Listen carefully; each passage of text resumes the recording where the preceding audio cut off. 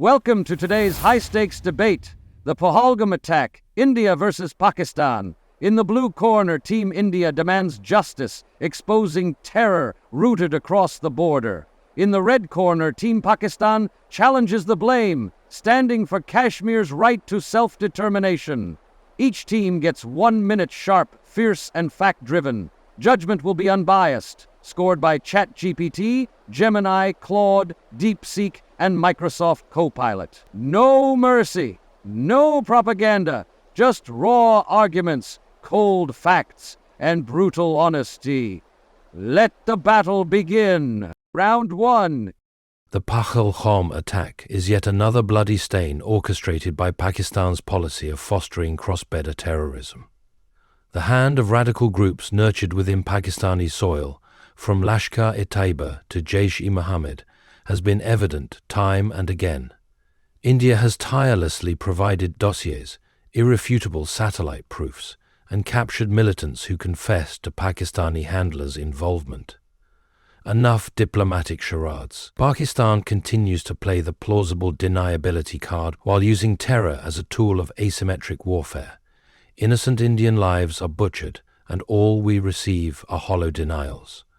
The world has seen Pakistan's duplicity. Sheltering Osama bin Laden meters from its military base was proof enough. India demands not just accountability but direct action. No more hiding behind the facade of victimhood. Blaming Pakistan for every tragic incident in Kashmir is India's decades-old deflection tactic to mask its brutal military occupation and systemic human rights abuses. There is no concrete proof linking Pakistan's government to the Pahalgam attack. Wild accusations without verifiable international evidence only expose India's diplomatic desperation. Let's not forget, Kashmir is a UN-recognized disputed territory. The rage among Kashmiri youth is born from oppression, not foreign infiltration. Pakistan champions the right of Kashmiris to self-determination under international law. Stop weaponizing tragedies to bury the genuine political movement brewing against Indian state tyranny. Pakistan seeks peace, but it will not be scapegoated for India's failures.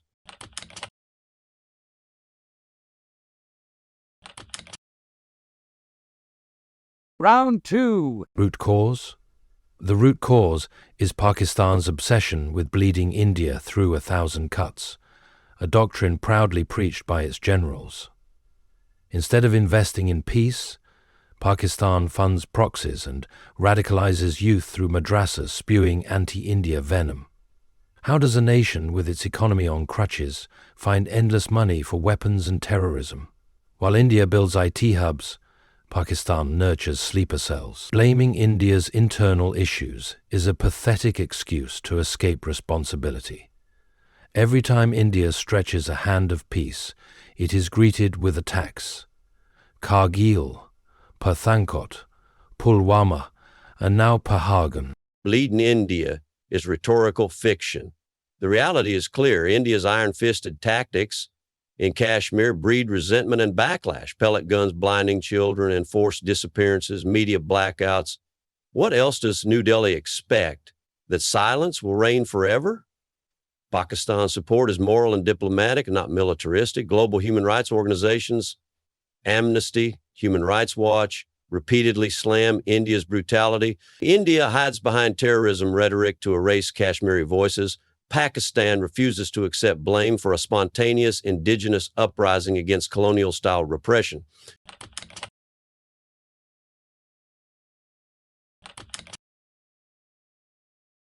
Round 3. International bodies have begun exposing Pakistan's duplicity. Pakistan remains grey-listed by FATF for terror financing.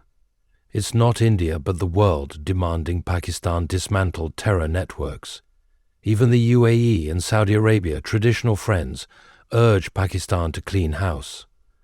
Pakistan is isolated, its credibility shredded by hosting UN-sanctioned terrorists. Meanwhile, India leads G20, hosts summits, and advances global cooperation. Pahalgam is not an isolated tragedy. It's a consequence of a state unwilling to reform. Laughable, India cherry-picks international opinions while ignoring damning reports. UN special rapporteurs highlight India's crimes in Kashmir. The EU parliamentarians' visits are stage-managed while silencing independent observers. FATF itself recognized partial Pakistani compliance, not full terrorism sponsorship. Yet India leverages economic clout to bury Kashmir internationally, but facts remain. The Kashmir issue is unresolved, and rising militant attacks show that repression isn't a solution. Pakistan is calling for dialogue. India answers with bullets.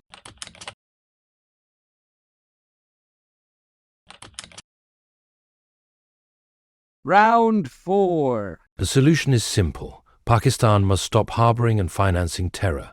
India is open to talks, but not under the shadow of violence.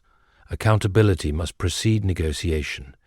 If Pakistan is sincere, hand over Hafiz Saeed, Masood Azhar, dismantle terror camps, let UN inspectors verify. No more non-state actor excuses. Dialogue with a gun at our temple is extortion, not diplomacy. Pahalgam's blood demands justice, not perfumed words. Accountability cuts both ways. If India wants peace, demilitarize Kashmir, allow UN-mandated plebiscite, and restore political freedoms. Pakistan cannot force silence upon a population yearning for justice. Pakistan offered dialogue after Pulwama. India responded with Balakot theatrics. Real peace requires dismantling the occupation machinery, not just scapegoating Pakistan for India's internal failures. Kashmiris don't need terrorists. Their oppression births resistance naturally.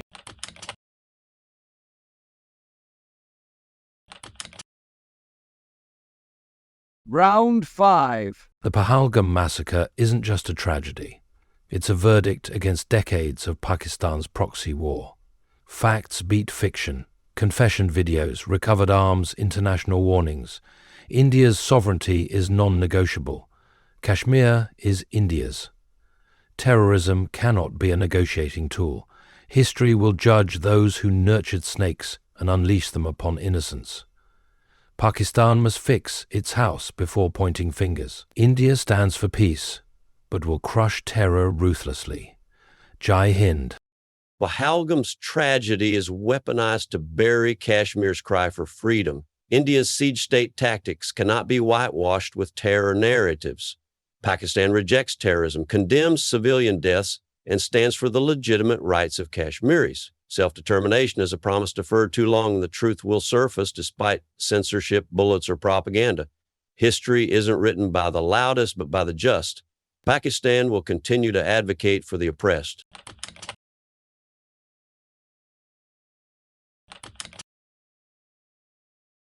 The battle is over, and the judges have delivered their verdict. After 5 fierce rounds, Team Blue Pro India takes the wind with a stronger average score. Both sides fought hard, brought real intensity, and exposed the raw truths behind the Pahalgam attack. But today, facts and firepower made the difference. To all our viewers, who do you think truly dominated? Drop your thoughts in the comments. If you enjoyed this no-filter debate, subscribe, share, and stay tuned for more real, fearless discussions. See you in the next showdown.